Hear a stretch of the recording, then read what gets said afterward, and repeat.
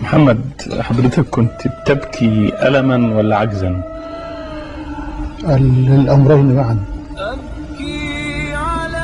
للأمرين معا، لكن ربما البكاء للألم أشد. نعم. فوالله لا خير فينا إلا بتحترق قلوبنا لهذه المشايخ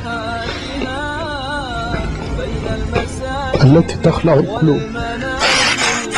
أنا لا أتصور أنه يوجد الآن على هذه الأرض إنسان بغض النظر عن إسلامه أو عدمه يعني يستطيع أن يتابع فقط مشاهدة هذه المشاهد التي تمزق القلوب.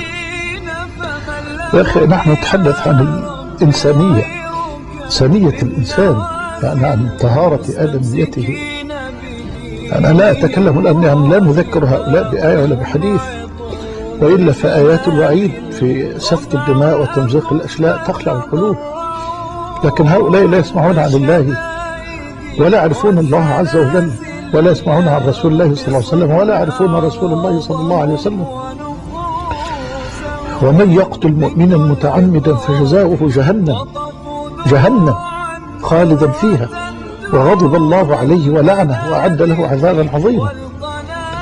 لقد دخلت امرأة النار في هرة، في قطة. فكيف بهؤلاء الذين يقطعون الرؤوس كأنهم أرخص عندهم من الحيوانات ومن الدجاج،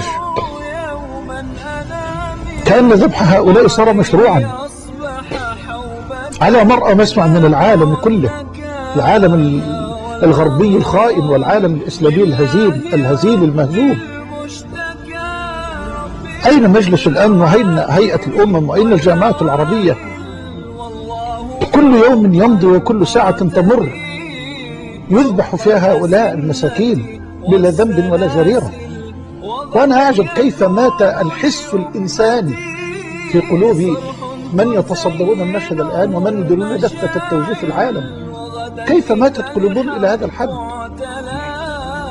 ثم البكاء من العجز أيضا له مرارة شديدة، وأنت ترى أخا من إخوانك أو أما من أمهاتك أو بنتا من بناتك تذبح بهذه الطريقة وتمتهن كرامته بهذه الصورة ويصفع بالحذاء في وجهه ويطلب منه أن يسجد لصورة بشار، ويأبى هذا الرجل الذي يقتل ويصفع ويذبح ويعانى، يأبى أن يسجد إلا بل يبصق على صورة هذا الظالم المجرم. أي إباء هذا، بل وأي إسلام وأي عظمة. نعم، يعني اصبروا أيها الأفاضل، ومن مات منكم ورب الكعبة أرجو الله عز وجل أن يتقبله عنده في الشهداء. والشهادة ليست عظيمة، ليست الشهادة عظيمة، ليست رخيصة، وإنما الشهادة مكانتها عند الله عز وجل كبيرة، وأسأل الله أن لا يحرمنا وإياهم أثر الشهادة.